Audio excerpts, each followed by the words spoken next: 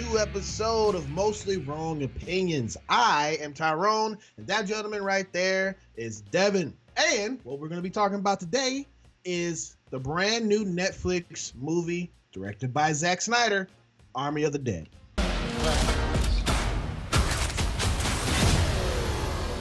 You ready to play? There's $200 million in the vault beneath the strip, with a 32-hour window to get it out. Find the safe. This should be a simple in and out. It's not too late to go back. But hold on, don't touch that dial. Before we get into that, we got we have our Kobe coin this week. What our Kobe coin is basically we take the Kobe coin, which is this, and we pick a movie that we don't like and a movie that we do like, and we flip and let fate choose what we're going to be watching that along with the new movie that we watch. Now, this week is a little bit different. We took the losers of those previous two decisions, and we're going to be flipping it. And then let me give you a reminder. The one out of the Blade and Howard the Duck lost was Howard the Duck. And the loser between Tropic Thunder and the Love Guru, of course, was the Love Guru. We'll check, see which one gets that at the end of this episode. So stay tuned. You don't want to miss which movie that we're watching at the end. Okay. Let's talk about Army of the Dead. This movie came out on Netflix. And well, for a whole week it was out in the theaters, and they put it to Netflix. That was the distributor, and it was written, directed, produced, photographed, everything by Zack Snyder. Now, here's the thing, people.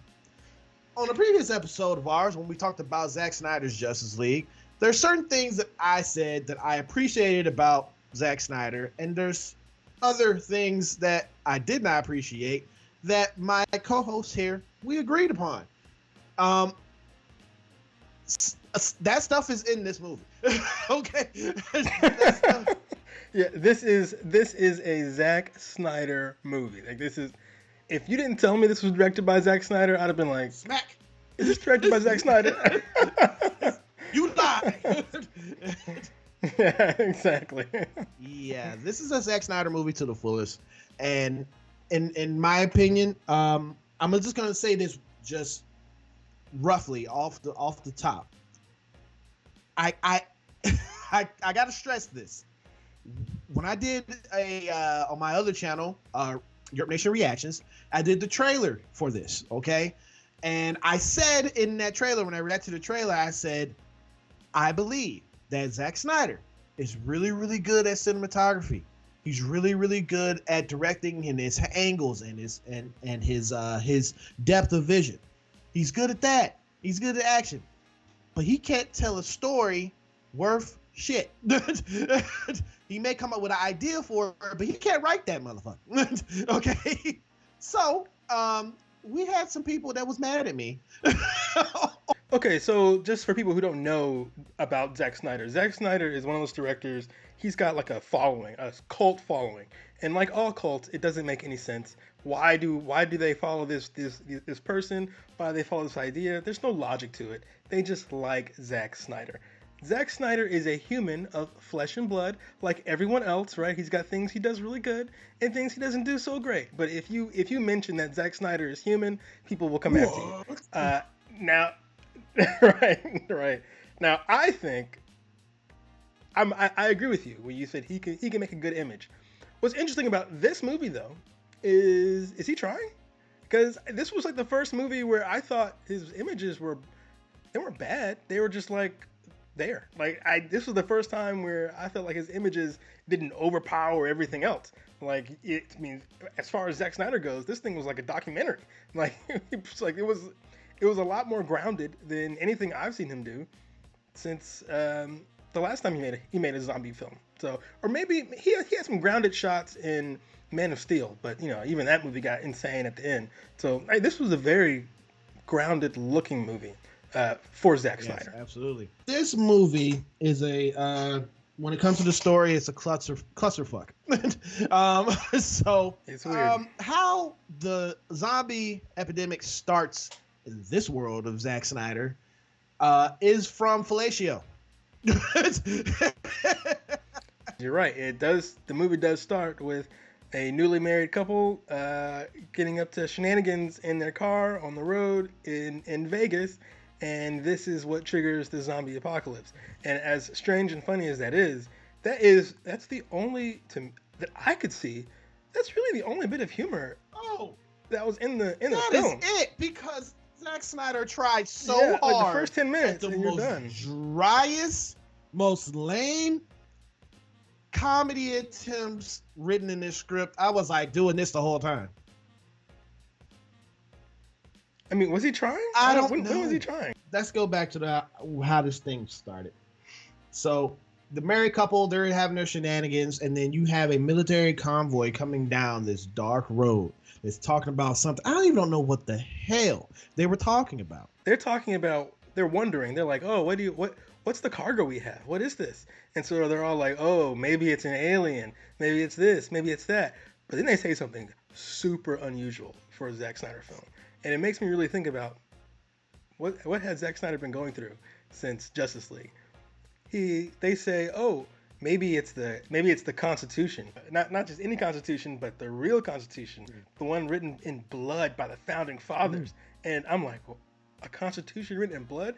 That's unusual for Zack Snyder, because Zack Snyder is a very conservative man, and most of his films are like hyper American. You know, it's a much darker view of America than I've heard from Zack Snyder before. But it's like they can talk about that, but you don't see bright lights coming your way as you're just doing this, and then other guys like, yeah, man, Constitution, Liberty Bell, and all that other stuff, and and then lights coming, yeah. And it's like last minute, the lights are so close because the guy's in the back seat. He's like, not in the back seat, but in the married dude. He's like, not paying attention because of explicit things are happening. And then last minute, look out! And this freaking car must have had TNT in the payload because it exploded.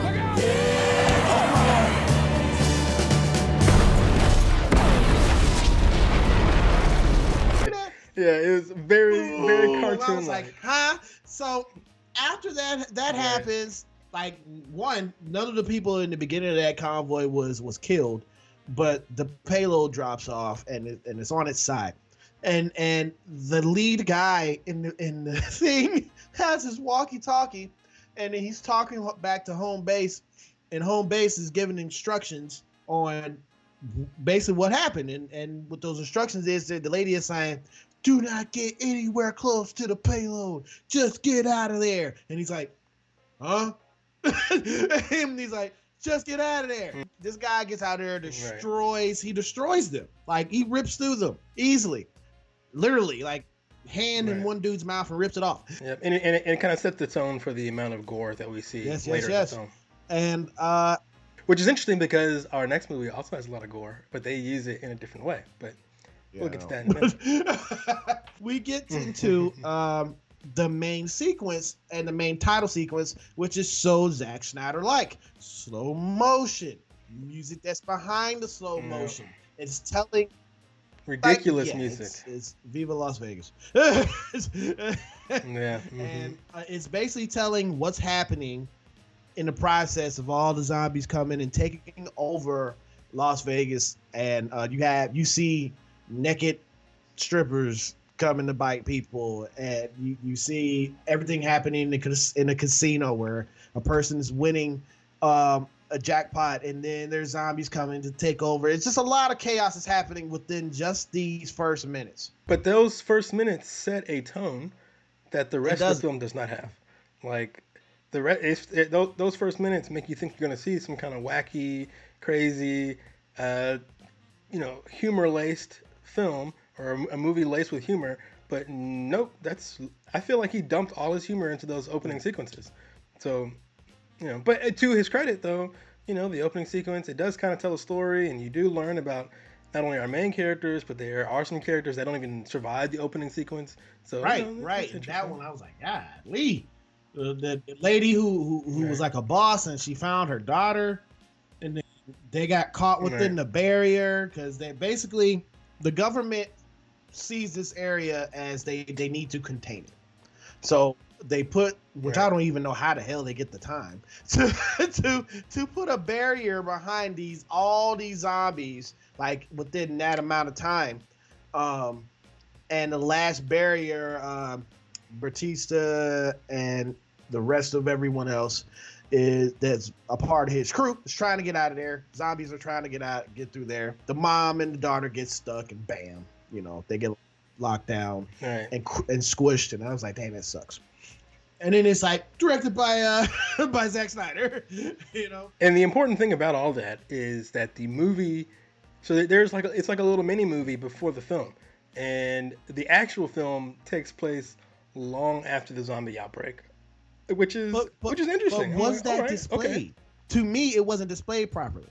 It wasn't shown that to me it was.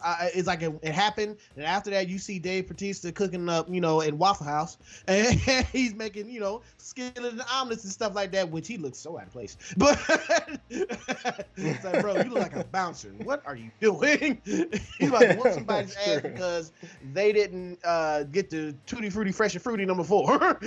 Okay, so it's like. Right. But they showed on a TV screen. Like there's a TV screen above Dave Bautista, and we see it, and there's like a bunch of news pundits going back and forth about, what do we do with Las Vegas? And so you can, at least I didn't think it was a problem. You can kind of pick up that they've been dealing with zombies for a while, and to the point where it's becoming like some kind of political football, where one side wants to nuke them, the other side thinks it's a humanitarian thing. And blah, blah, blah, blah, blah, blah. More political stuff from Zack Snyder, political stuff there. And it's like, hey, he wove that into a zombie movie? Whoa. So it cuts to, wasn't this is the same dude who played? Oh, yeah. Mm-hmm. Yeah. Scorpion. It's the same dude who played Scorpion. Mm-hmm. He comes in there all smooth, rich, you know what I'm saying? His money in at this vault that's in the middle of the city. I need you to get it out. It's $200 million, and you, for your troubles and your team, you get $50 million to how much you want to split it up, And I'm like, okay, that's a motivation. To me, man, if someone offered me that, I'm not doing that shit. I survived it the first time. Why do I want to get back into there? I was trying to leave. I don't care if I saw money on the ground. Beyonce needed help. It don't matter. I'm gone. But they try and say like, Dave Bautista is not happy with his life and he thinks his life is boring. So and he's estranged from his wife is dead, and he's estranged from his daughter, so he's got nothing to live for. Blah blah blah blah blah blah. And I am assuming that throughout the film he will learn to have something to live for. That doesn't happen. He just, like you said, this was just a motivation, and it wasn't. Dave Bautista himself, this wasn't a motivation that his character had. This motivation just kind of showed up at his door. It just kind of came to him. Right? It wasn't like he found out about the money and decided to go get it. Someone just kind of like offered it to him, And he puts together this ragtag team of people, and some of it was done very quickly. This is where the movie, to me, shows what it is. I thought it was going to be like some kind of a humorous thing. I thought it was going to be some sort of like a comedy movie, but it's actually a heist film. Exactly. It's an action heist. It's an action zombie heist movie. Right. And so it pretty much goes by heist film rules. And I think everyone knows heist film rules. If you're not consciously aware of the heist film rules, you know them. Heist film rules are, they say, there's a thingamajig you got to go get, and this is how you're going to get it. And they show them how they're going to get it, and then we know that that's not going to work, right? And so the whole film is us watching how this isn't going to work, right? So they're like, just for example, like if this was like Mission Impossible or something, they'll be like, you've got a gymnastic guy, he's gonna do gymnastics to the lasers, and then you got a guns guy, he's gonna gun down everybody. But then of course we know during the heist, the gymnastics guy is going to end up in the wrong spot, and the guns guy is going to end up where the gymnastics guy should be, and now the gun guy is going to go through gymnastics, blah blah blah blah blah. Right. So the point is, at this point, I was really surprised. I'm like, oh, we're doing a heist thing. I thought we were doing a comedy thing, and then I was like, okay, I guess it's not comedy. I guess we're doing like straight action film Rambo style. No, it's a heist film, and I bet a lot of people were upset about that because that's not the movie I was expecting. I thought we were going to get a horror film.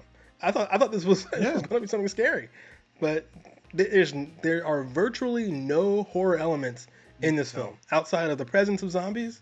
There's no horror elements at all in this film. And I guess that Zack Snyder just wanted to throw people for a loop with that when it comes to his story. Yeah, maybe he wanted people to think that he was going to go back to his roots with the zombie film thing, but really in reality he wanted to make a heist film. So he like married them. I'm not sure how he came up with this. I mean, it's not necessarily a bad idea, but it's not the idea that I feel like most people were expecting. That's not what I was expecting when I saw the trailer. So I can imagine immediately that people would be upset that this was an action heist film instead of a horror film. Yeah, he gets his people, right? He gets his people set up. He offers them certain amounts from the 50 to 50 million, and they all accept. Amari Hartwitt's in this movie, and he has like this freaking circular chainsaw, and he's digging it up out of ground. He's like, "You ready to go, baby?" And everything you're saying right now becomes problematic later in the film, because did he ever use his chainsaw? No, he only used that in the opening credit. Yeah. So and they kept reminding you he's got a chainsaw. Like they had a character pick up his chainsaw, and he's like, "No one touches my chainsaw." Yeah. And I'm like, oh, okay. So he can't die. I was thinking he can't die until we see him use his chainsaw. He never used that thing. I'm like, what the heck? And so that was weird. And then Dave Bautista, like you said, he offers the different people in his crew different amounts of money for their job, right? So they're not all splitting the pot evenly. So I'm like, oh, this is gonna come back, right? Someone's gonna find out that he's paying this guy more and that person less. That doesn't come back either. So I'm like, weird writing, but okay. So we have to talk about this. There's these little like camps that are around the city. And in my mind, it's like, why the hell are y'all there? Evacuate everyone. If this is such a bad thing. It's a refugee camp, right? These were displaced previous Las Vegas citizens, and some of them have set up camp outside of the walls of Las Vegas. And they're there, and you meet his daughter, and his daughter is with this mother and I guess her sister or whatever, and her she has two children, and a cool character that a cool actor that I did not see even known that was showing up in here. He is an asshole. We learned that he is a rapist in this movie, but the character, this brother played Shades and Luke Cage, man. And I'm like, okay, I see he getting some roles out here, and right. This guy is a scumbag, and he basically he threatens to throw Dave Bautista's daughter back in there if she had a temperature over like a certain amount. Right. So he was his job is to make sure that all the refugees aren't infected. So he walks around with a temperature gun, and he like, checks everyone's temperature. But this guy seems to be abusing his power, because if you cross him or you say something wrong, he'll just say your temperature is too low, and then they'll shoot you on the spot, and no one will ask anything, right? So this is why he gets away with, at least this is the film's reason why he gets away with the molestation and the rape and all this crazy stuff, because he's using his position of power. He's abusing it. Dave Bautista's daughter is a volunteer at the refugee camp, so he assumes that she knows someone who can get him into Las Vegas because it's been walled off, and of course she does. She knows the coyote, and so we think initially that her role is supposed to be just deliver Dave Bautista to the coyote and be done. But the most dumbest things more happen, happens, man. her character is a waste. Right. But well, it's a big problem with the script. Yes, it's like everything's so convoluted, right? It's like, okay, Dave Bautista needs to get to the camp. So instead of him finding the coyote himself, he's got to first find his daughter, and then his daughter's got to find the coyote, and the coyote's got to get in there. But his daughter needs to go in there because the coyote snuck in some other person. Everything's so weird and convoluted, and all of this really is just set dressing. Because Zack Snyder wants all of his main characters inside the wall, and so this is his reason for moving all his characters into the wall, and it's so convoluted, and I feel like it goes on so long. And before I started this movie, I looked at the runtime. I'm like, this movie's 2 hours and 30 minutes long. What? Why? And then I'm seeing scenes like the one you're describing, where essentially this scene should be described in like one sentence. Dave Bautista goes to Las Vegas. That should be it. But it's like a 30-minute thing of all this run around and a million characters, and this person goes here, that person goes there. You're like, what the hell? Junkie. An interesting character that's in this film, the pilot. Her name is Tig, and she's a comedian, and some people may not know, her shots were all filmed on green screen. She was not there with the crew. It was fantastic. I thought it was obvious. She doesn't interact with anyone. She literally spends the whole movie on the roof. Yeah, and Zack tries to trick people when it comes to her talking to Dave Bautista and the rest of the people with depth perception, to where if you see her on the side of the screen, she's clear, but you see the rest of the team, they're a little bit blurry. You can tell that she's put in right then and there. And then when they all get through the front of the, I kid you not, you can replay this in the clip. When they all get through the front of the gate and they all get to where they see all the dead bodies there, she literally slides in. There they are. The Shamblers. She slides in. Terrible. Everyone's walking in naturally. She slides in, and you see her left leg is cut off by a zombie leg. There they are. The Shamblers. I'm like, no one caught this in editing. And I didn't know that, but it makes a lot of sense because I was curious about her character. I'm like, why are we cutting back and forth to this helicopter pilot? And later in the film, right, she's on the roof and she's looking at the helicopter and she's like, oh no, the helicopter's broken, right? And so I'm like, oh, okay, so she's got to fix the helicopter, and she won't be able to do it, and now they're stranded. Nope, she fixes it. When it's convenient for the plot, everything works fine. So I'm like, well, what was the point of all the drama of her not being able to fix it? At the end of this whole movie, like, the whole plot is a waste. You know what I'm saying? It's convoluted to the reason of why Miss Teague was in this movie. Chris D'Elia, he was actually the person that was supposed to be the pilot, but he did some stupid stuff, and we're not gonna get into it here on Mostly Wrong Opinions, but he basically got kicked off the film, and they had to replace him, and Zack Snyder replaced him with her, and it's green screen, and you can definitely see it. Now, just to say this to the people watching us, if you want to see this film, go into this film and say, hey, this is a Dave Bautista starring movie. The action sequences look cool. The fighting sequences look cool. That's it. Yeah. Again, Zack Snyder, he knows how to shoot action, and anything but the action is clunky, which is weird. It's really weird because it's weird because shooting action is hard. Shooting action is usually most directors' weak spot, because most people, I don't know if people know, but shooting action is boring and tedious and super technical, right? It's you get a shot with one person going, huh, right? And then, okay, that took 30 minutes. And then you get another shot with another person going, huh, and then that took another 30 minutes. And then you get another shot. Yeah, exactly. Another person Another shot, another person grabbing something. And then Okay, that's another 30 minutes. There's another So one going, it's Rico! yeah, exactly. Yeah, it's very slow, very tedious, very technical. So a lot of directors they struggle with the action, but they do better with the drama. Zack Snyder is the exact opposite. He seems to love the technical stuff. I think that's probably why his movies look so pretty, right? Because he's like luxuriating in all this, in all the technicalities. He's like the groom in the beginning of this movie with Zack Snyder.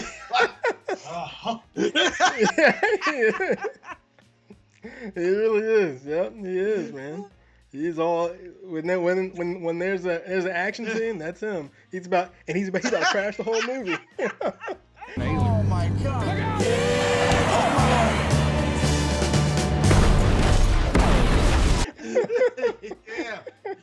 They had to get an extra person in here, and they had to get the rapey guy to come in there. There was a reason why he's there. Right. These zombies are there is a chain of command within these zombies. That's why they're called the Army of the Dead. There are hierarchy zombies, and then there's like little itty bitty, slow zombies and stuff like that. There is a female, like a sergeant to the captain, and she comes out there and they need a trade basically. So the coyote uses the rapey guy as bait, as a bait and exchange, as a form of respect. She takes this guy's gun because he's freaking gullible, and she's like flirting with him. Let me see your gun. Let me hold it. He's right. Like, he gives her a gun, and I was like, she's gonna shoot you, stupid. Can I touch it? You want to touch it? Yeah. Just for a second. Just for a second. I'm thinking that, okay, awesome, we're gonna see, the zombies come over there, rip him to shreds, and like, and then they're gonna sneak around, and they're gonna actually use that as a tactic to get in there.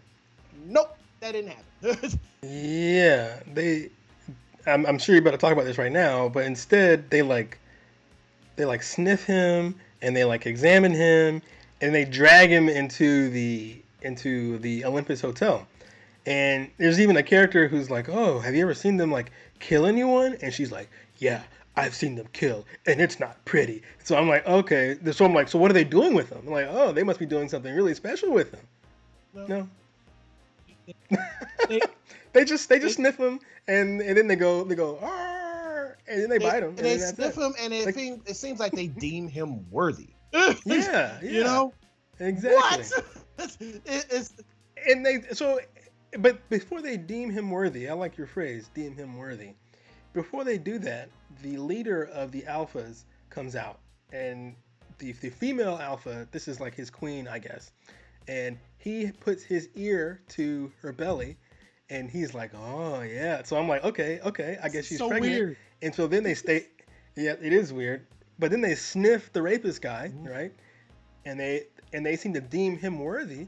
So I'm like, oh, maybe they want him to breed. Maybe he's going to be some kind of breeding stock kind of a deal. Maybe that's what they're going to do. No, none of that. No, none of that comes in. If the girl had just bitten him there on the street, the story wouldn't have changed. It just would have stayed the same. So I didn't understand. So I feel like, to me, that feels like maybe this was something that he wrote, something to do with this baby and the pregnant zombie. Might have been something he wrote but got cut.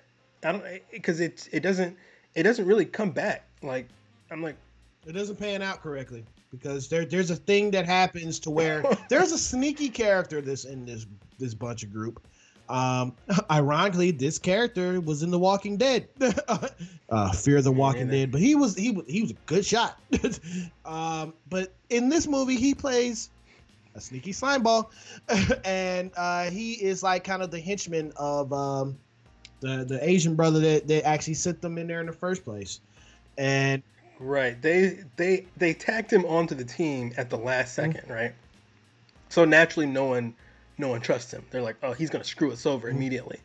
And so I'm like, yeah, he certainly will pass. You guys are smart for not trusting him. But then he screws them over anyway. So I'm like, oh, so why do they? Yeah. Go That's ahead. the whole purpose of why his daughter is in there, and he made it clear: you stay by my side, you don't leave my side, and stuff like that. Her purpose is she needs to get in there and find the mother of these children that went in there with her friends. No, And I'm like, no, you're that's wrong, not her. Tyrone. That's not her purpose. You're wrong. What is her purpose? No, her purpose is to annoy us because she was annoying. I'm like, you are so true. I'm like, you're so God. correct. She's like, I'm not coming with you.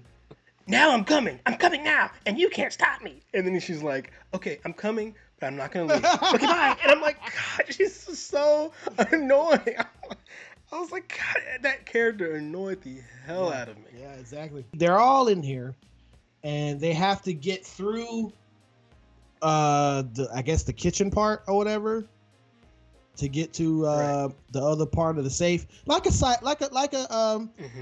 movie goes, you get the blueprints and you're getting to where the safe and stuff is.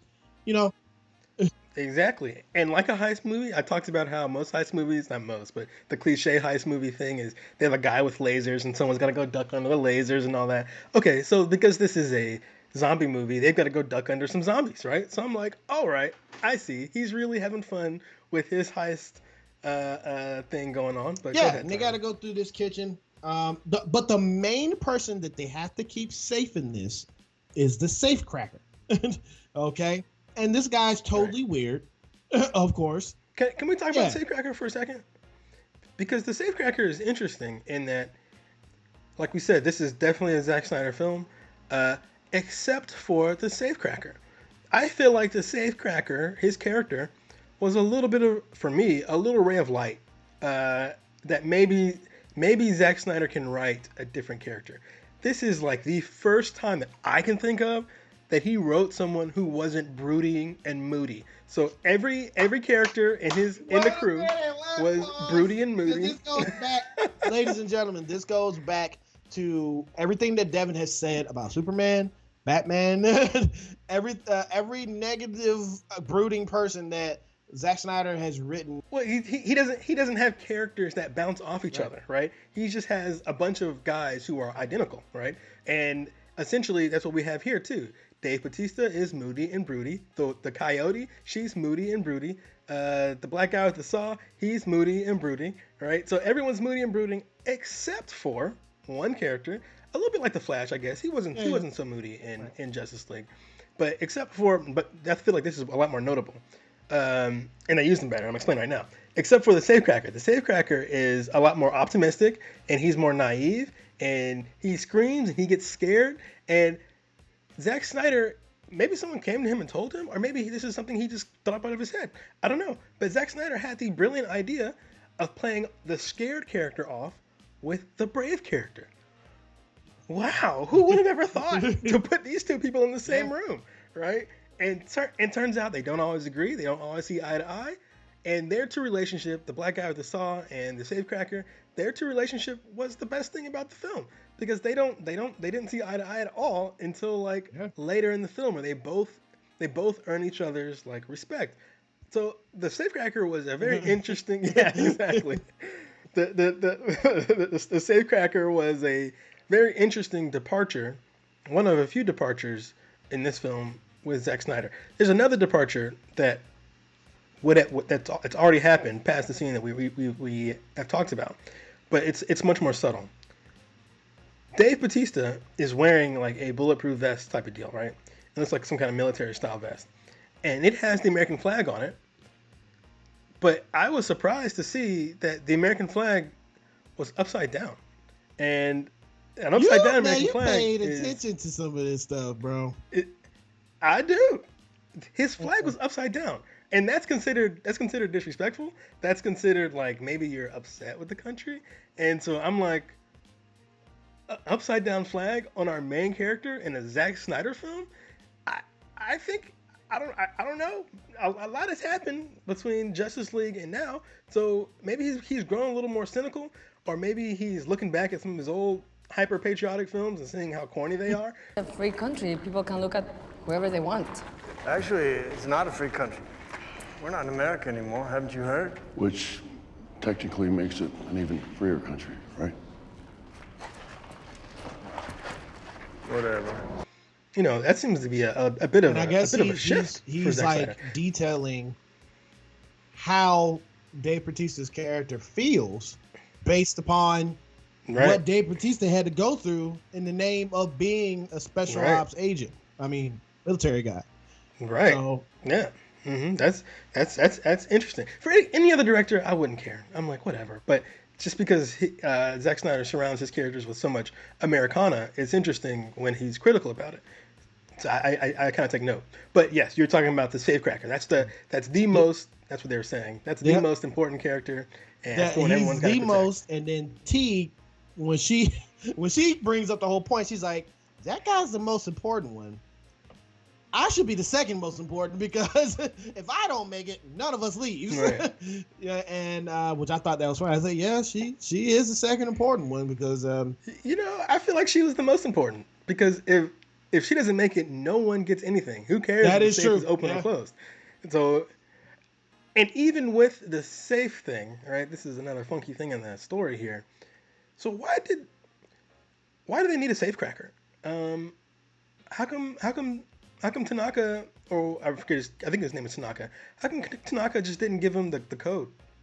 I don't know. But it's his money, right? So, yeah, exactly. In his safe, isn't it his safe? So, well, it wasn't like, oh yeah, the code's 321. There. Now you don't need a safecracker. You have to keep some. And by the way, they're racing against time. Because the government said that they're going to drop a low payload nuke on this city and just destroy everything there because they don't want it to spread to the rest of the country and the world and stuff like that. For some reason, the government decides to move this explode date or explode time and date up to a date early and some hours early. Right. The original plan was to blow up the city on. I think the original plan was to blow it up on the 4th of July. And when they had the quote from the president, I felt like the quote was from the other president, the previous president, not our current president, because the quote was he wants to blow up the city on July 4th because it would be cool and it would be kind of patriotic if you think about it. I'm like, sounds like the other guy. And that to me drives the nail in for me in my mind that maybe Zack Snyder was not very happy with the Trump administration. Maybe that's why he had the upside down flags, the Constitution written in blood. I think he might have been a little disillusioned. Area 51, secret hangar, autopsy.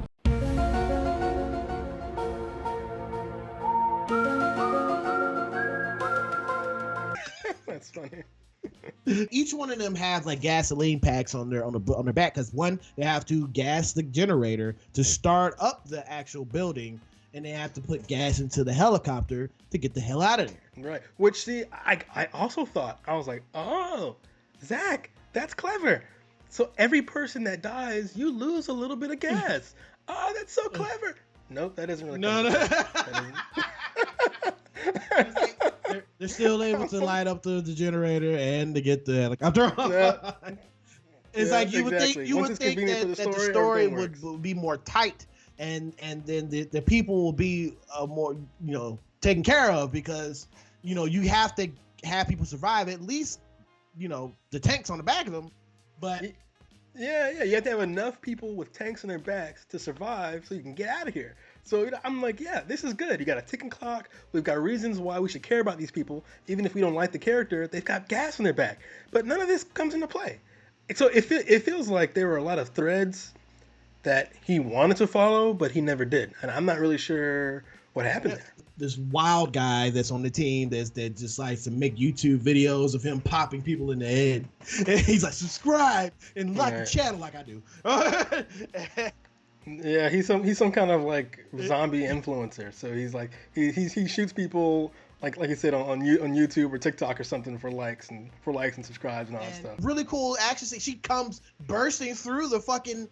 I was like, okay, she's a fighter. She's fighting off these zombies and everything. Yeah. I'm thinking she gonna make it. No, she didn't make it.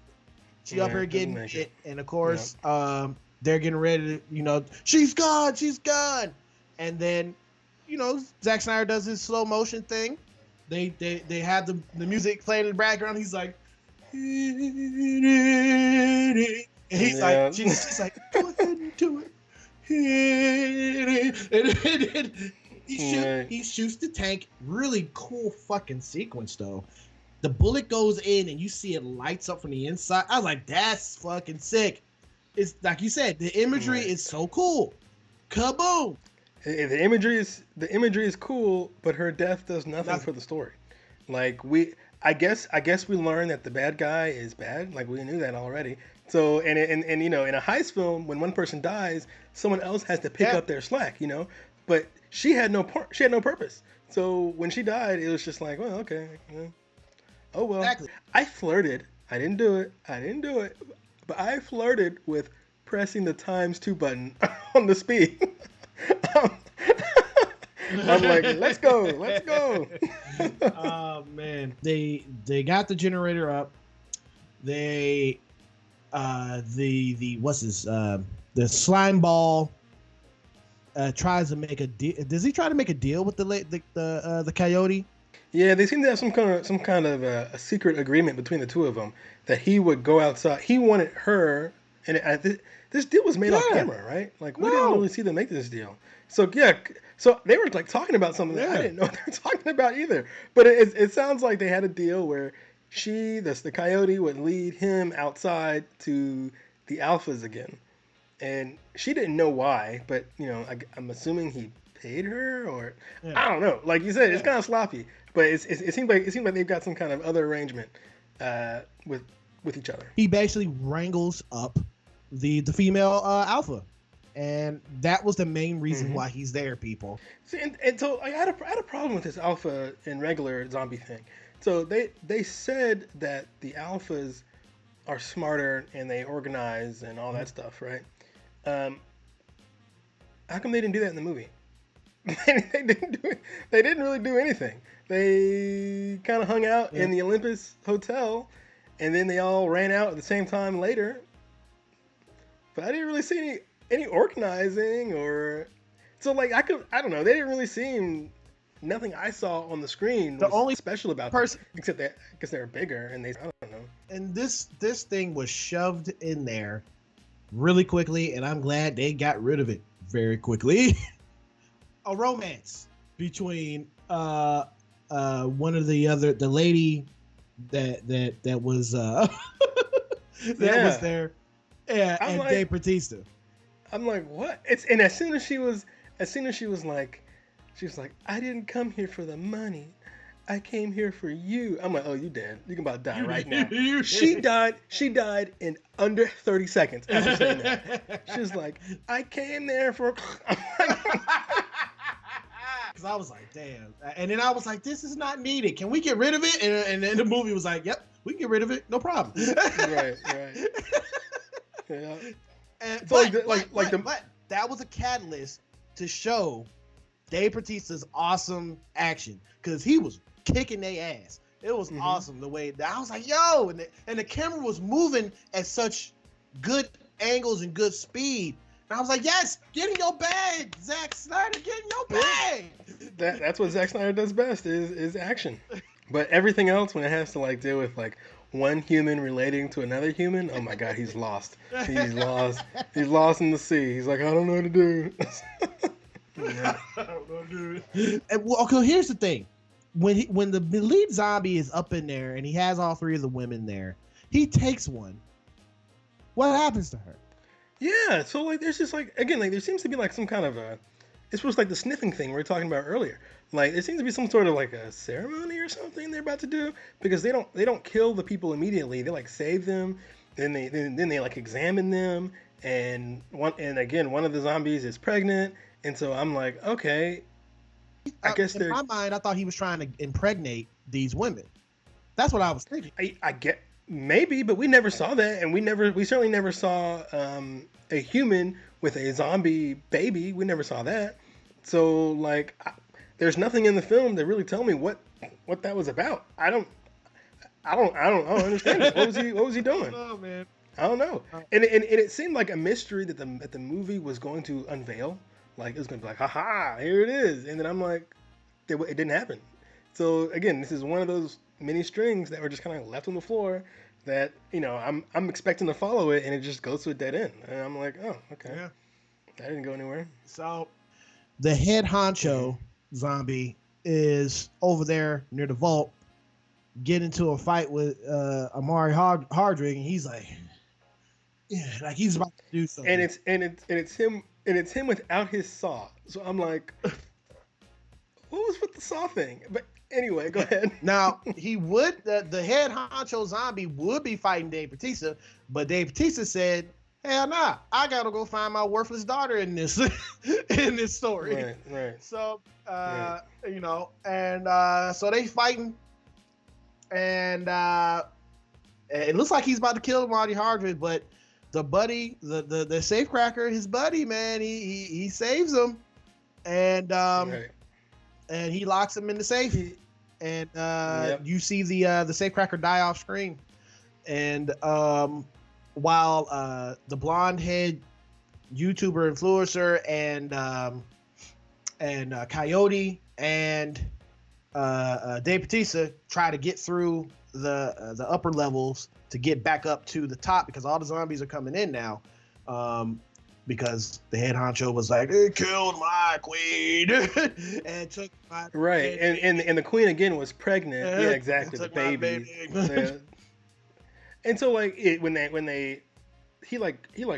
pushed his hands into like the queen's body and like lifts out like the fetus, and I'm like, what was that? Yeah, just a lot of weird things happen in this film that was never completed. Yeah, I'm like, what was the fetus thing? Okay, all right. And again, I guess if you want to talk about the differences between the alphas and the regular ones, you know, I guess again they have, just like they have kids, they seem to care for one another, and they wear a helmet. Like the leader guy wears a helmet that's bulletproof sometimes. And it's not even the hell. It's like it's a front mask. So what you mean, it's like a mask. And if you just go behind him and shoot him in the back of the head, it should be easy to do. But whatever. But again, like, other than them caring about each other and one of them wearing a helmet, like, how come they're not all wearing helmets? I don't know. It didn't seem to make sense. I didn't. That you think they had. I didn't understand what was the point of making that distinction. I guess so that the head is worth something. You know, I don't. Why make these zombies somehow special zombies and the other zombies not special? I don't see a difference. I don't know. And people, you know, we're not bagging on this stuff. We're just pointing out the obvious, okay? Well, I don't know. I think it's important to talk about these big water cooler movies, since these are things that, you know, everyone sees, everyone talks about. I think it's important to know what's in here, you know, and especially as a black guy. You know, from a black person standpoint, I know that a lot of white people may not, especially if you live like in the Midwest or something, you may go your whole life without ever really speaking to another black person. So I want to know how black people are depicted through your eyes, and usually that's through the media. Yeah. So what are you seeing? What is it? Is it something gross and weird? Do all the black people have superpowers like in King Kong? What is it? I want to know what you see. You know, because that is important. You know, and that as we know, that has an effect on people's feelings towards different people, policing, on and on and on and on. So yeah, I always analyze movies. I never turn my brain off. I don't even like that phrase that you turn your brain off. I think that doesn't make any sense. Don't turn your brain off. So anyway, this movie, I am not pointing out, I'm not being nitpicky. These are questions that I had when I'm watching the film. I'm like, what is this? What's that? Am I not supposed to think about the film? If I'm not supposed to think about the film, don't make the film. Because then I won't think about it. But I'm looking at it, and I'm spending and Zack Snyder's asking me to spend 2 hours and 30 minutes with your film. I'm going to think about it. I'm going to wonder, what is that? What's this? How come this guy's considered an alpha and that guy's not? So what's the difference? And you know what? I think if we had a conversation with Zack Snyder, he would appreciate the fact that we're doing this. Oh, of course. Of course. I don't know Zack Snyder, but I imagine he spent years writing the script. and on top of that, as much credit as we give to Zack Snyder, it takes a whole army to make these movies, right? So there's a lot of people who put their hands on. Yeah, exactly. Yeah. So there's a lot of people who put their there's a lot of people who put their hands on the film, and maybe they changed something that he didn't want to be changed. So it would be very fascinating to hear what he says. And I'm confident he's got a logical reason for a lot of this stuff. But since I don't know Zack Snyder, all I can see is this movie. I'm like, what is this? Just a lot of like threads that go nowhere in this film. I don't get it. Now, throughout all that stuff that's happening, where Dave Bautista is trying to go find his daughter, Mari Hogger getting locked inside the bank by his new buddy, the guy that stole, that took the head of the queen, it was switched out in an earlier scene when they were packing up the money, and the coyote saw that. So, and she knows he's a slime ball. She knows what slime balls are. So she switched that head out for a money counter. And she's like, she weighed the difference, okay?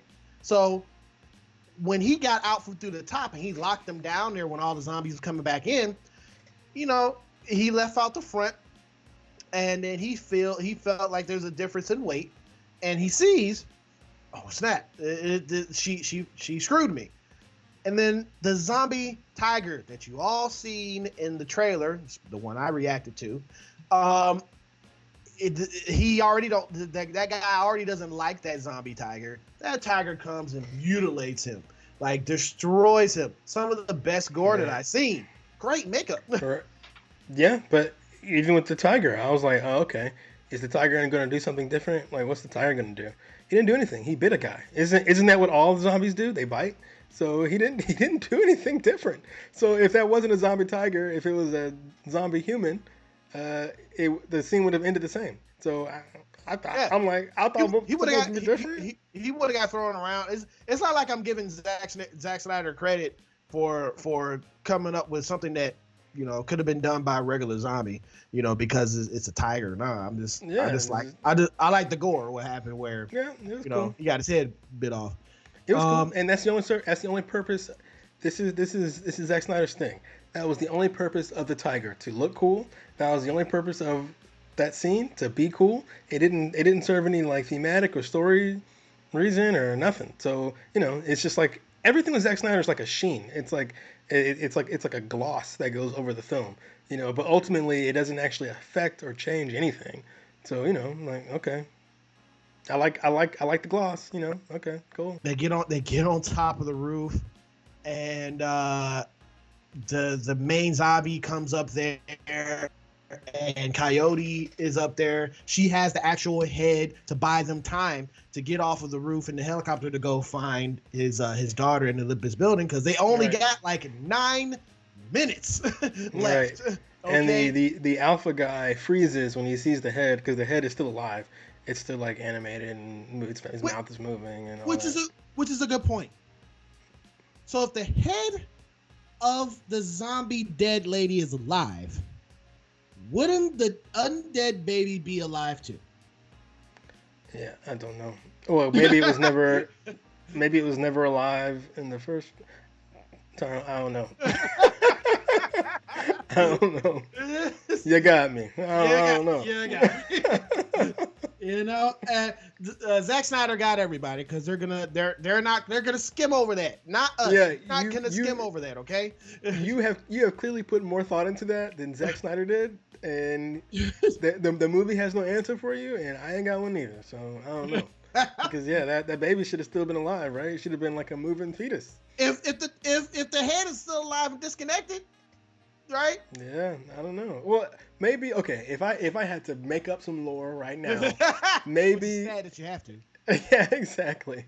Maybe because the zombies' life force is always in the brain, right? So you got to destroy the brain. So maybe the brain of the baby wasn't developed enough for it to be animated. Okay. All right, there you go. There you go, trolls in the comment section is gonna probably kill me for asking, what a loser. He should know that. See, his friend knows it. Okay. Just calm down, people. He freezes, he pins that coyote to the wall, and Right, it's like a spear. He throws a spear and like hits her in the shoulder, and she like is stable to the wall. And then she drops the head, and he screams at the ground, ah! And he screams at her, ah! And so he's mad, obviously. And they hop inside the helicopter, and it looks like it's gonna be all good, and they're smiling. And then the head zombie comes through the thing again. I'm like, this guy's unbeatable. So yeah, they get on the plane, they get on the helicopter, getting ready to drag away, and of course, the head zombie jumps in there and they start fighting and all this other crap. And they're flying off, and you see that they launched a nuke. Trump. It's like a shot of Trump. Trump launched that nuke, man. Yeah, exactly. And he's like, launch it, dude, launch it. Right. So pretty. There's like a shot of the helicopter, and then you can see the nuke like arcing over the horizon or something. You know, it's interesting. She gets the fire extinguisher, hits him in the head, and that gives Dave Bautista time after he got bitten to shoot the zombie in the head, which has like this blue, the disease or whatever that's in the zombie is like a blue coloring, because some of the zombies have like blue eyes, but I thought was pretty. Yeah, see, I was like, maybe they're not zombies, maybe they're like machines, animatronics. Yeah, machines.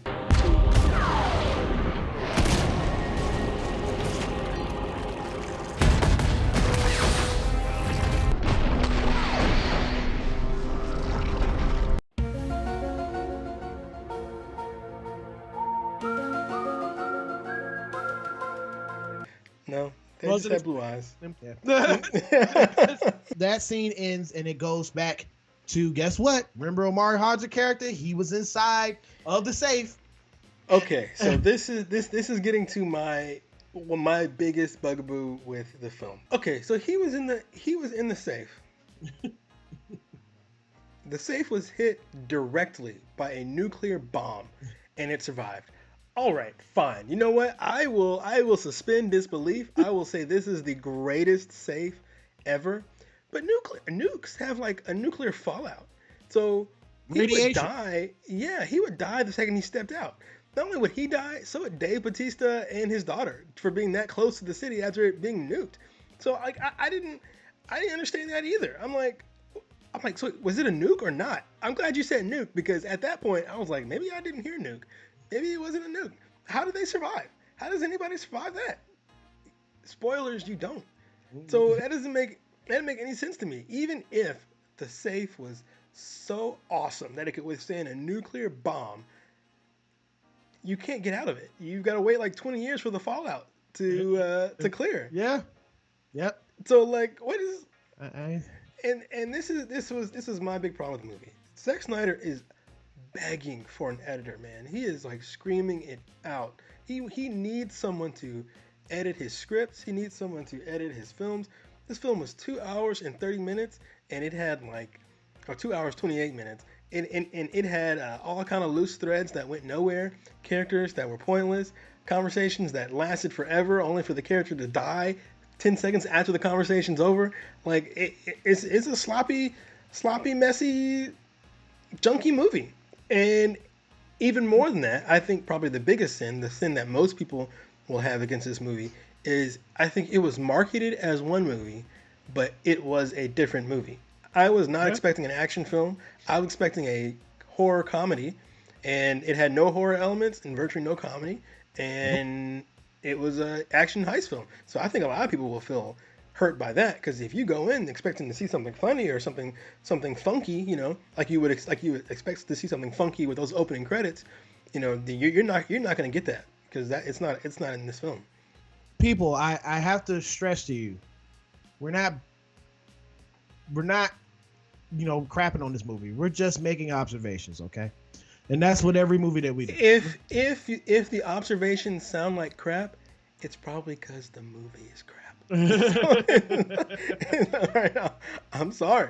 Now, all that being said, I'm going to jump you, Tyrone. I'm going to jump in front of you. All that being said, I think this is Zack Snyder's best film that he's done in 20 years. Oh, and I have to say, I agree with you, sir. I agree with you. I think Zack Snyder has outdone himself, which is crazy because this is a messy, junky, wacky, unedited. It feels unfinished film. But for Zack Snyder, that is on brand for him. So, I'm not surprised by it. That's exactly what I was expecting. My expectations were low.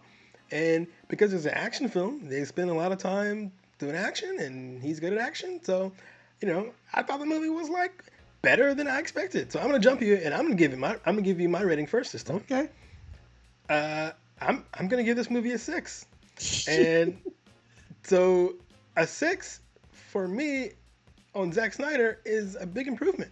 That's a big improvement on anything I've seen him do since Dawn of the Dead, I guess. Yeah, I guess. I remember liking 300 a lot when I was a kid, but then as an adult rewatching it, we saw that together. Yeah. But as an adult rewatching it, you're looking at more than just the images, and you're like, what in the heck? And you're like, is this movie racist? Because it totally is. It's like, oh my god! It's like all the brown people look like monsters and stuff. You're like, oh man! But anyway, you gave it a 6, and I was gonna give it the same thing, a 6, and good. That was gonna be my thing. And I gave it a 6 based upon the fact that the action was very enjoyable to me. The gore was very enjoyable to me. The deductions from this film was because of like the execution. The writing, the comedy did not hit for me at all. I didn't even notice it. Exactly. I had to rewatch it. I didn't even notice any comedy outside of the opening sequence. I didn't see any. That's what I give it a 6. You give it a 6. You guys leave your comments down below in the description, in the comment section.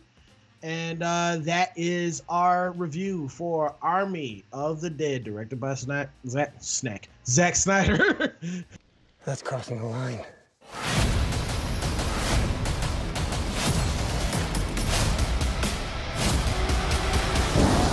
You got to know when to hold 'em. Know when to fold 'em. Before we get to the next topic here, I just want to remind you that we have our Kobe coin. And what we're going to be having the 2 films that was the losers. We're going to have Howard the Duck, 8, right? And we're going to have The Love Guru. All right?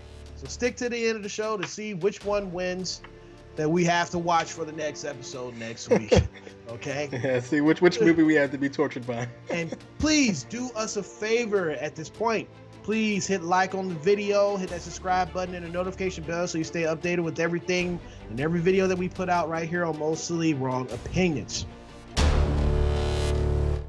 The next subject is the winner of the Kobe toss of this week, Tropic Thunder. I'm sorry, can we cut? Maybe we cut. What is going on here? Hey, I'm about to jump out this helicopter like Wesley Snipes. I'm doing the scene right now. What scene? The scene is about emotionality. Where is it? Oh, God! I am dealing with a bunch of prima donnas. The action guy who left the fridge open. The award winner. Critically acclaimed Australian actor Kirk Lazarus underwent a controversial procedure in order to play the platoon's African-American sergeant. I know who I am. I'm a dude playing a dude disguised as another dude. Tropic Thunder was written and directed by Ben Stiller. Okay? And I'm just going to say it. I love this movie. Okay? When you, Devin, me, and David, our friend David, we went to go see this together in 2008 when it released. And can we talk about what an interesting year 2008 was for movies? Oh, yeah. Like, Tropic Thunder came out. That's the same year that Iron Man came out. That's the same year that Batman came out. Like, wow, like the Dark Knight. Yeah. Like, what a crazy year, you know? It kind of feels like almost the golden age of the mid 2000s. You know what I'm saying? Yeah, I'm sure there are some stinkers that came out that year too, but like that's just a crazy year for those three movies to come out. Especially since they're all so influential. And we talked about this briefly. Like everyone's talked about them to death, and those three movies are up there. It's just crazy. They all came out the same year. And this one here, man, when we went to go see it in the theater, and so at the beginning of this this movie is a spoof. Okay, at the beginning of this film, it acts like a film that you're watching in the theater and it's being released and Right. showing trailers. Okay, and the Right. first trailer we see was like a rap video trailer of Al Pacino, the rapper in the movie. When it went off and it said, "I'm drinking booty sweat and I'm busting a nut," and busting nut energy bar and energy drink is available at concession stands. I looked at you. David looked at both of us. And then we was like, "What the hell was that?"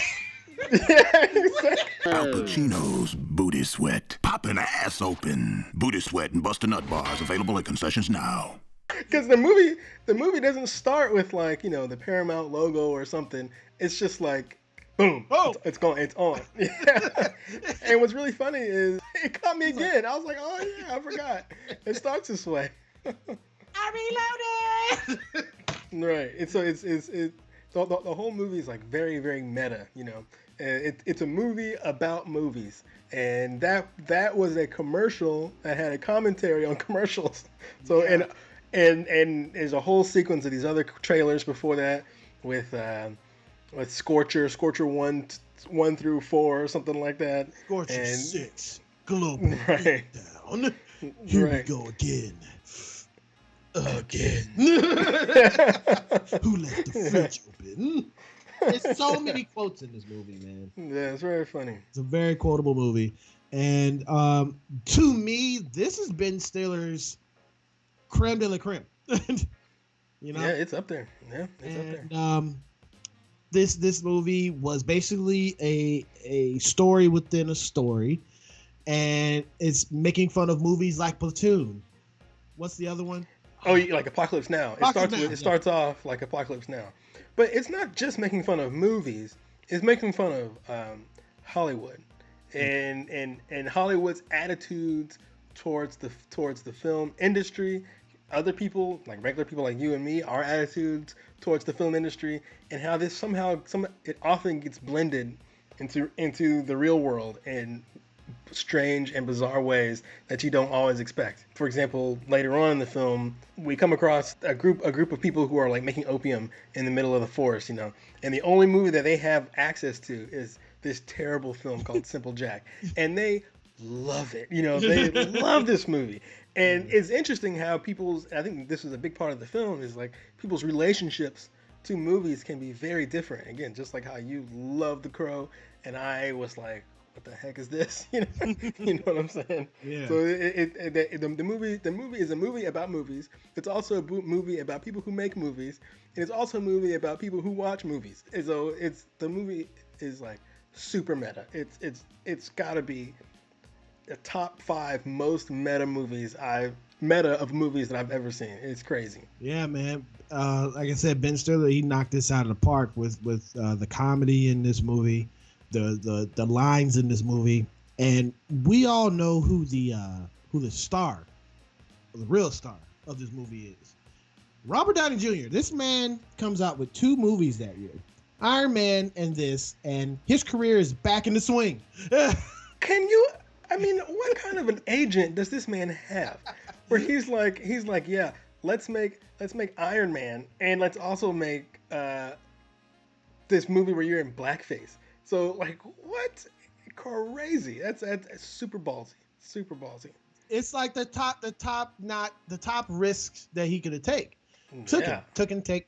Right. So, and even his character in the film is a lot like Robert Downey Jr. in that he's mostly known for his antics off camera, where he's there's like paparazzi shots of him naked and on the cell phone and all kind of crazy stuff, and him punching someone on the street, and all this kind of stuff. So his Lazarus's the character Lazarus also mirrors Robert Downey Jr.'s real like persona, or his public persona at that time, you know. And I think with those roles in particular, with Tony Stark and this role, it really kind of just put him on a straightened path to me in the movie industry. And because this movie is about the Vietnam War, and he plays a black man in there, and each character plays a Vietnam soldier. And the movie starts off where it says 4 men. What does it say? 4 men wrote this. It's just like in the fall of Vietnam, 4 men went into the soldier.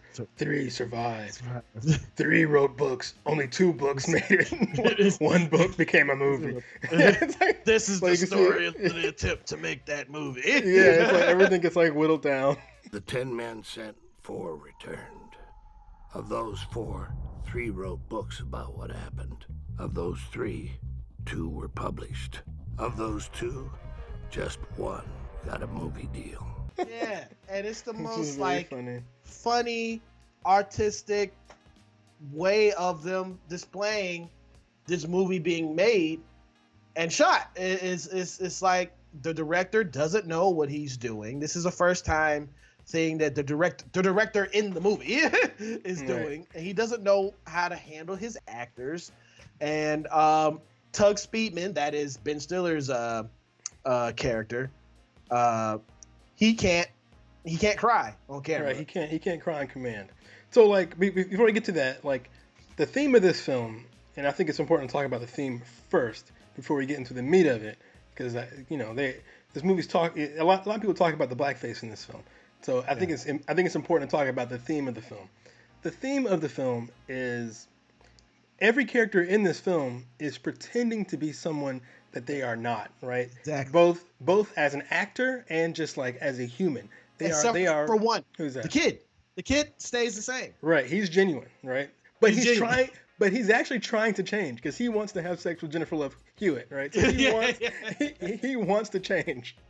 But so everybody in the film is pretending to be someone they're not, right? And everyone is got all these problems and they're so sad. And Tug Speedman he's like a washed up action star, and now he's trying to become like a serious actor. He wants to be taken seriously, but he doesn't have it in him to cry on command, right? And this theme of people pretending to be someone they're not, it continues all the way throughout the film, right? Again, I'm gonna spoil this film. Don't care if you haven't seen it. It's been a million years. So yeah, so the character Al Pacino, like you said, he starts off where he's got these 2 women's butts. They're like hitting his face and all that stuff, and it's like hyper masculine. And of course he's a rapper turned actor. And so, of course, he's the ultimate capitalist. So he's always trying to sell something. He's like, oh, I sure am thirsty. I sure need some of this booty juice. Yeah, booty sweat. Yeah. Man, I'm thirsty. Might as well have some of this booty sweat I got back in Da Nang. Exactly. But even him, he's pretending to be this hyper-masculine guy, when in reality, he's gay.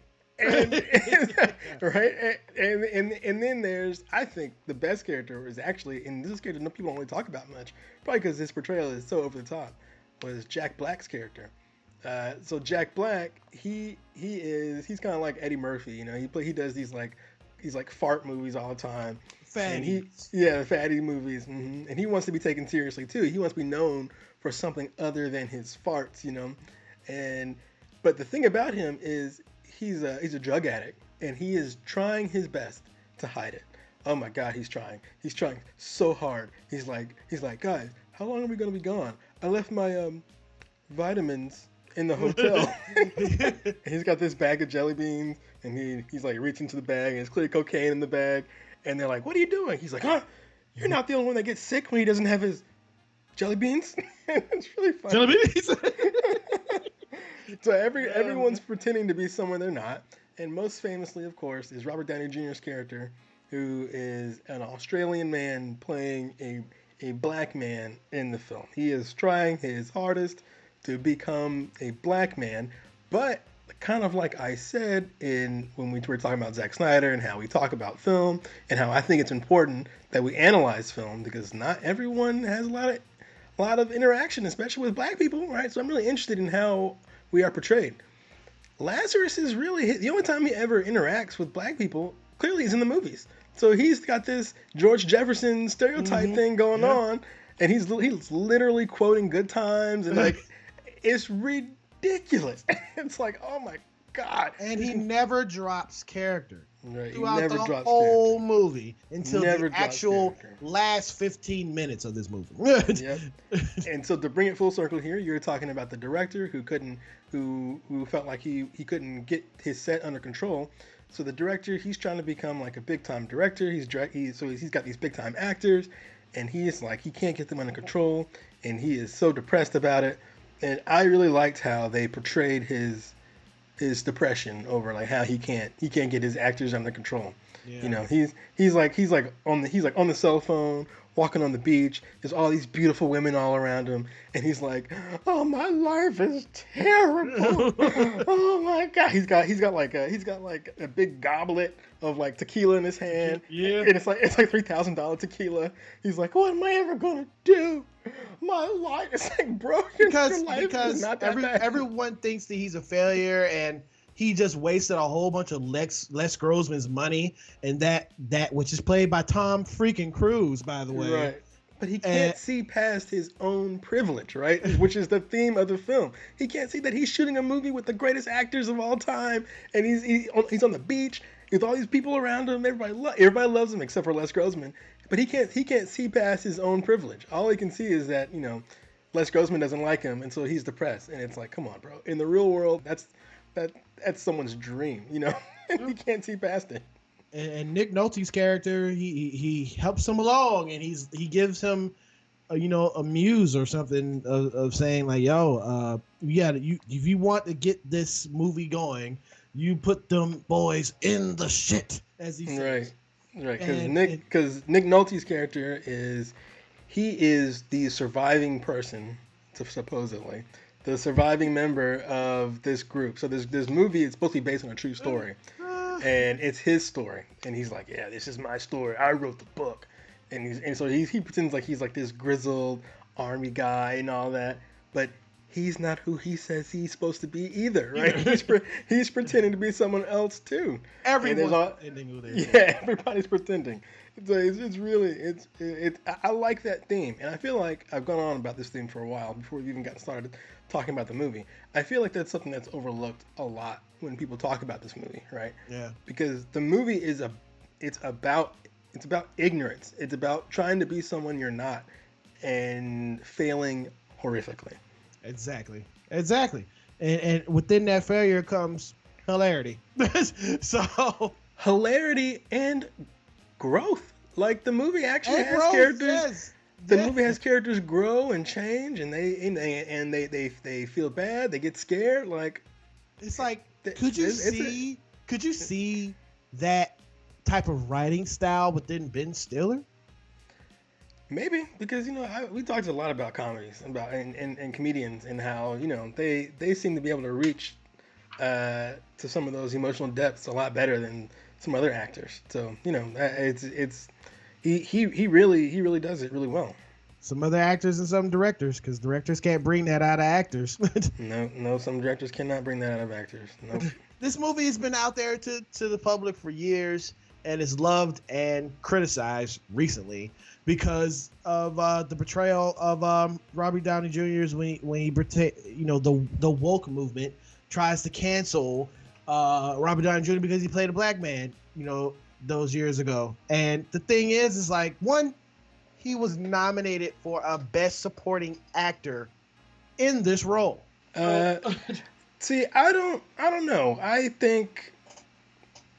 I don't think that the woke movement was trying to cancel. You don't. No, I think a lot of that publicity was overblown, right? A lot of people they see tweets by like 3 people and they think that's like the world, and it's like, no, that's 3 people. That's it. It's just 3 humans in the world who said something about it. That's not a movement. That's like 3 people. Exactly. And And also, there's no way, if you actually watch this movie, his portrayal in blackface is, when you see it, you're shocked because you're like, oh, that's so messed up. But in the film, that's literally everyone's reaction to him being in blackface.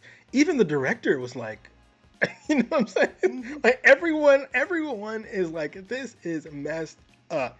And they've got this great scene, kind of towards the middle of the film, where, because there is an actual black guy in the film, Al Pacino. He talks about why he joined the film.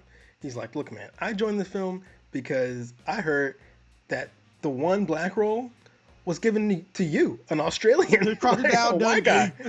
Yeah, exactly. He's like, so I had to come here. Yeah, exactly. He's like, I had to come here to represent.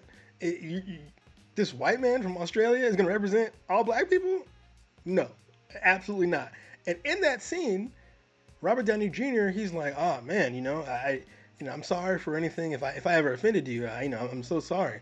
And he's like, can you forgive me for if I ever offended you? And Al Pacino's like, no. Can I tell you that I'm sorry for any offense I might have caused, man? I just got caught up in being a dumbass? I guess so. Why you still doing this Chicken George shit? I have no idea. Neither do I. It's beyond me. It's beyond me. But are we cool? Not really. A lot of white guys always talk about how, oh, everybody's so politically correct and blah, blah, blah, blah, blah. But then when they do that, they act like they're the victim, right? And that's exactly what Robert Downey Jr.'s character did, right? He was like, oh, I'm so sorry. Maybe I've got some kind of a mental thing. I don't know why I can't break character. I don't know what it is. Can you forgive me? And it's like, no, I'm not going to forgive you for trashing me for an hour. You're not the victim. I'm the victim, right? It's like, yeah, that's exactly right. And Ben Stiller, I think he wrote that whole sequence for a reason. And most people who criticize this film, they forget about these kind of things.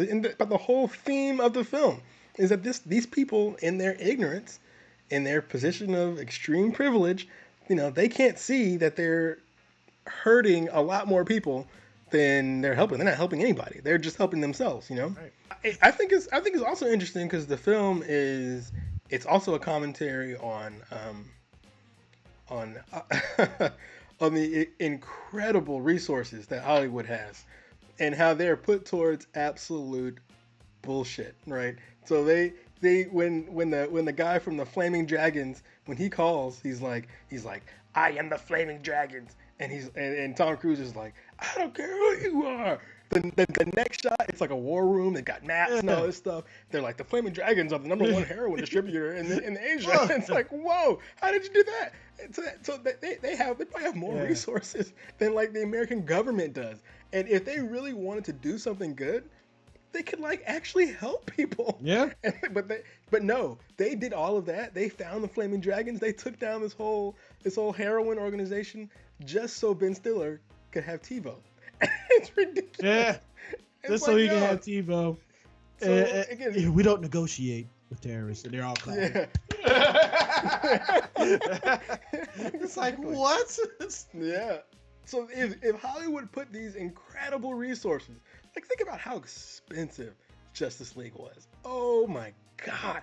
That movie cost more than most countries' entire GDP. You know what I mean?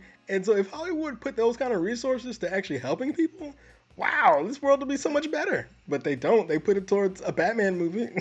It's like so silly.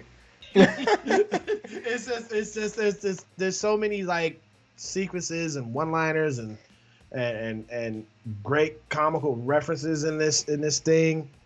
Like when the party he was talking about with Appa and Al Pacino and Robert Downey Jr.'s character, when they were talking, they were hugging it out, and he was singing the theme song to the Jeffersons, and he's like, now we up in the big leagues, getting out there in the pen. But he wasn't. They weren't really hugging it out. No. Robert Downey Jr. just grabbed Al Pacino and expected him to like agree with him, and Al Pacino's like, get off of me. What are you doing? We are not hugging. You are singing the theme song to the Jeffersons in my ear like you're saying something deep. You are not, sir. Like, just is... Just because it's theme song doesn't mean it ain't true. Yeah, exactly. Again, the movie is about ignorance and about how that ignorance it hurts everyone else except for the ignorant person, right? The ignorant person, they're happily ignorant and they're doing all kind of crazy things and being so offensive, but everyone else, they don't see it. I mean, everyone else can see it but them, you know what I mean? And again, I thought a lot of this pretending to be one person but you're actually someone else was best exemplified by Jack Black's character, who in the beginning of the film, he brings a little cocaine with him, his jelly beans. But he tries to snort some, but a bat takes it. And then he's like, my jelly beans! He's like, oh my God, my jelly beans, my jelly. And so everybody else is like, what the hell is this problem? But then the bat clearly ingests a bunch of the cocaine, and the bat passes out. And Jack Black jumps on the bat and like starts biting it. He's like, oh. He's like, what the? Yeah, what the heck, Jeff? I kind of feel like Apple was gonna say Jack in that process. I think he was gonna say Jack, but he said Jeff right at the last minute. he might have. But yeah, he spent the whole movie trying to pretend like he was okay, but he was not. He's at the back. Stole my jelly beans. Yeah, exactly. And he has one moment of lucidity where he's like, tie me to a tree. Don't listen to a thing I say. Tie me to a tree till I get it out of me. And then next shot, he's on the tree. He's like, guys, I'm all better now. You can let me go. What it boils down to with this movie, like you said, is about, people pretending to be something that they're not. And, that is the main message that this movie wants to get out to the world. And I think at that time, it was very successful with getting that message out. And I think even now, when people go back and look at this movie, it still is. I think this movie has aged really well. Like, I was ready for some, like, outdated jokes and, things to, like, be offensive and all. No. I think it's aged super well. Now, there is one thing about it that they do a lot that I could see two things being problematic about this film. One is its portrayal of Asian people. I think the portrayal is a bit stereotypical, and they are all like opium farmers and stuff like that. So that's super unfortunate. But another thing that people, strangely enough, no one talks about that. That's not something people are criticizing the movie for. Yeah. No, that's not something people are criticizing the movie for. They usually criticize the movie for the blackface and for Simple Jack, because when Ben Stiller portrays Simple Jack, they use the R word. He call him the R word, and that of course has not aged very well at all. No. But even then, both characters in the scene when they're saying it, they're both idiots, right? And they're both wildly ignorant of the characters. And even with what Robert Downey Jr. is saying, he's like, oh, don't go all the way, don't go full R word, And even what he's saying, I think he's saying that Ben Stiller, when he portrayed Simple Jack, he portrayed him as a drooling idiot. And he even said, oh, you went from farting in bathtubs and now you got to go back home. It's like, yeah, okay. So he was disrespectful to the mentally handicapped. And that's why no one connected with the film, because it was gross, right? It was disgusting. Yeah. And he was saying, don't do that. Don't go all the way. And when he eased it back a little bit later in the film for the people at the opium farm, he said the performance was like so much better. And I'm like, I see. He actually respected the role instead of treating it like, some sort of a cartoon. So even that, I think, aged fine. It's like medicine in the food, Medicine in the food. They used their own, satire to bring enlightenment to an issue. Exactly. Exactly. This movie is talking about some heavy stuff. Heavy stuff. And I think outside of its portrayal of Asians, I think it actually does it really well. Like, when they are talking about how a lot of white people are completely ignorant to black people, and they've got no actual interaction with black people, and so they only see us as this cartoon character. I think they nailed it. Like, I think it's great. And at the end of the film, all of our characters have an evolution, right? Robert Downey Jr., he realizes that he's gone way too far with his portrayal, right? And he even pulls off the stupid wig and his contacts and all that stuff, and he's starting to smudge off the face paint, right? He realizes he's gone way too far. Jack Black, he gets over his heroin or cocaine addiction, or at least he's trying to get over it, right? He's on the way to recovery. At the very end, we see Al Pacino. He's more comfortable with his sexuality because he's at the Oscars with Lance Bass. That's the Lance that he was talking about. Yeah. Mm-hmm. And Ben Stiller is finally taken seriously as an actor because he actually respects the role that he's in instead of portraying it like some sort of a joke. So I'm like, yeah, everyone has great growth. Everyone moves and evolves. It's a super solid movie. It goes back to what Devin and I say about movies. Tell us a story. Tell me a story. So if you want to put this in Zack Snyder terms, right? I think Ben Stiller, if you were to line up Ben Stiller and Zack Snyder, right? Ben Stiller likes jokes, Zack Snyder likes action, right? So, but the thing is, leading up to the action for Zack Snyder, there's really nothing, right? There's nothing there. It's just like suddenly a zombie comes out, and action happens, right? But Ben Stiller will layer things up and then knock it down with a joke. You know what I mean? Yeah. So when it hits so much harder and it's so much funnier, and it moves the story forward. You know. So it's a lot more nuanced. And again, this is Ben Stiller, like you said earlier. That's probably not what most people would expect from Ben Stiller, but it's awesome. Yeah. So, and people, you didn't think that we'd be able to connect these two different movies stretched upon years and years of it coming out and being, filmed and produced and distributed. But we were able to do that because of the directing and writing styles of both directors. And as you can probably guess, that with Tropic Thunder, I'm going to give my rating on this, and I'm going to give this a 9. And I'm giving it a 9 out of 10 because of what you brought up with the Asian community portrayal. But everything else in this movie is spot on when it comes to everyone trying to be someone that they're not, the hilarity within it, the cult classic of this movie. I will forever love this movie and keep it in my catalog. And Robert Downey Jr. is the GOAT, man. He's the GOAT.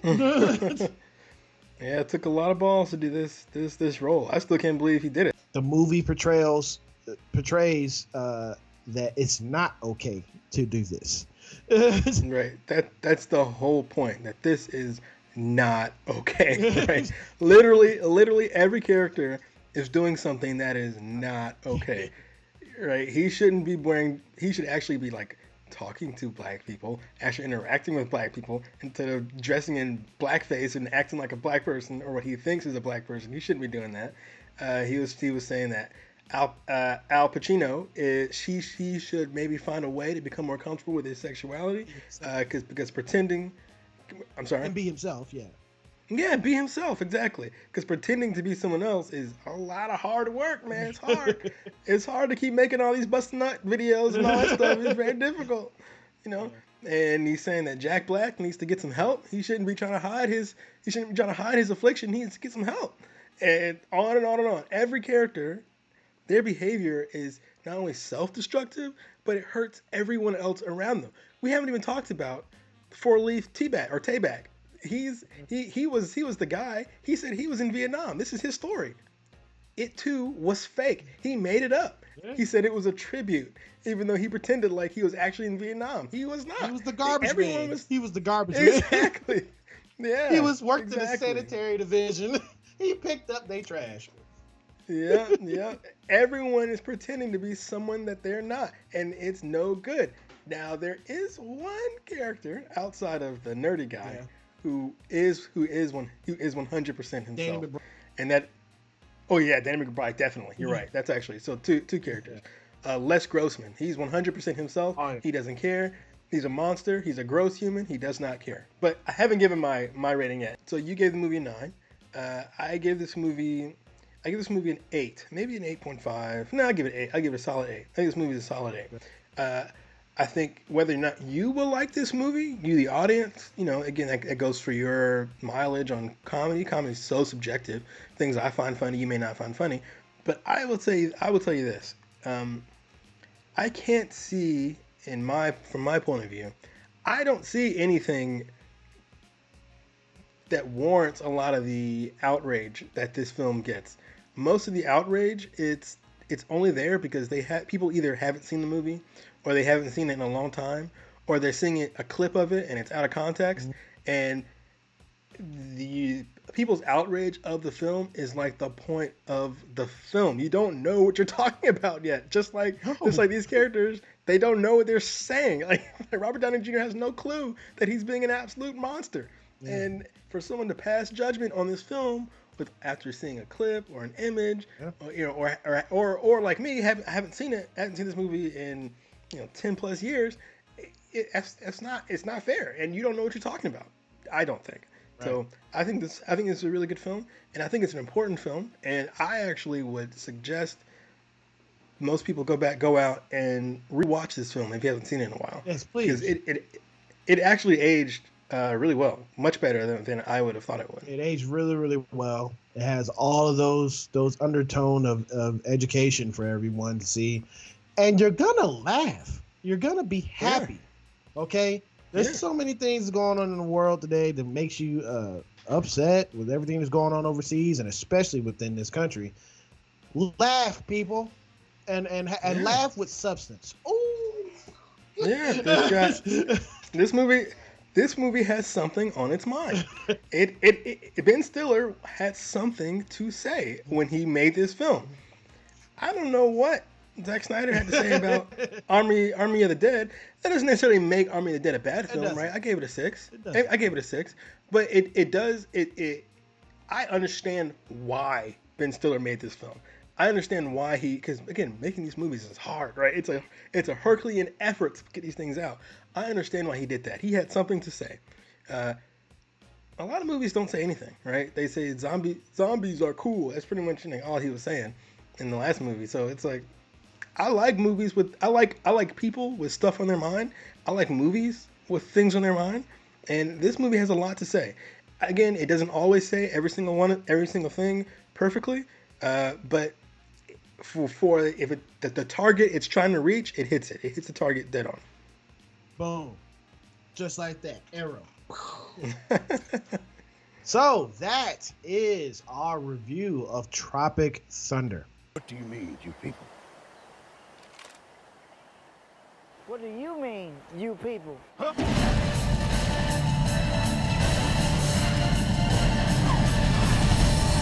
Tropic Thunder. To go a lot of trying just to get up that hill.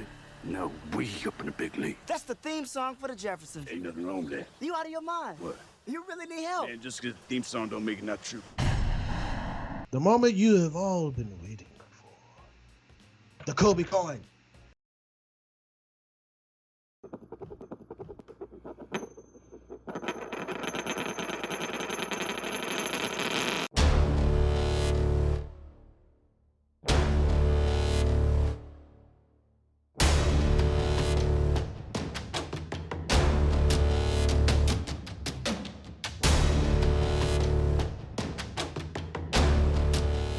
Okay, this side is Howard the Duck, and this side is The Love Guru.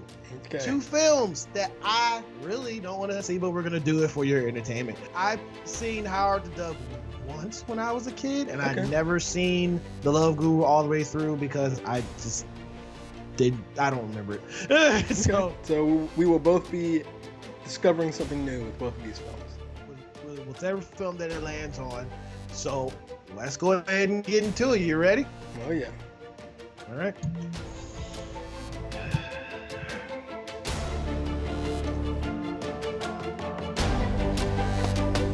I gotta do it every time.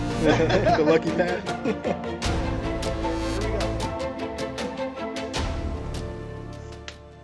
Okay, the film that we will be seeing next week is...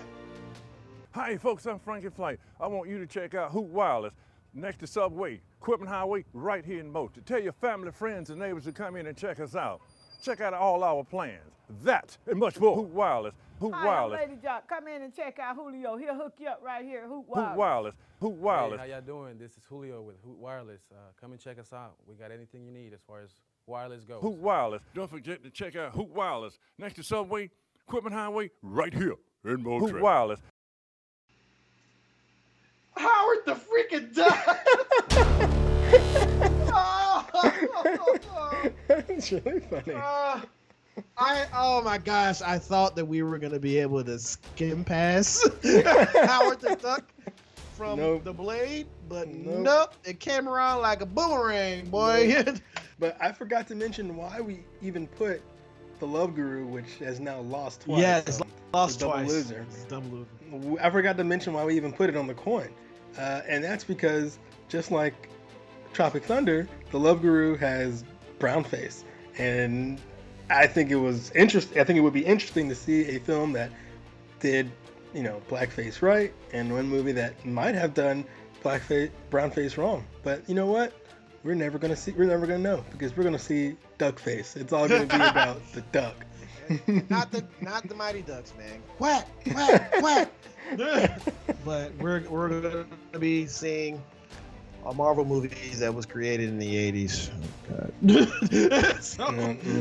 So as we're going to be getting to that, I want to thank you for clicking on this video right here of Mostly Wrong Opinions. Thank you very much. My name is Tyrone, and you can find me on my band's Instagram of Yerp_ATL. And I am a gamer. I haven't gamed in a long time. I'm sorry. I haven't gamed in like a week and a half. But I promise you I'm there on my Twitch. Twitch.tv/Yerp, YURP Nation Gaming. And of course, I do upload almost every day for my reaction channel. It's Yerp Nation Reactions. Please go follow me there on all my social media and my platforms. And of course, you can see me right here on Mostly Wrong Opinions, man. And I am Devin. You can find me at my personal Instagram at DevinHarris29. You can find me on Mostly Wrong Opinions TikTok. That's at Mostly Wrong Opinions. And you can also find me. Oh, is that your dance right there? Oh my God. You can also find some of my writing at GeekSleepRepeat.com. And you can also find me right here on Mostly Wrong Opinions. All right. And, leave a like or dislike on this video. Whatever decision that you make on it, it is your opinion on that, okay? But just remember one thing. It's mostly wrong. You guys have a good day. Peace.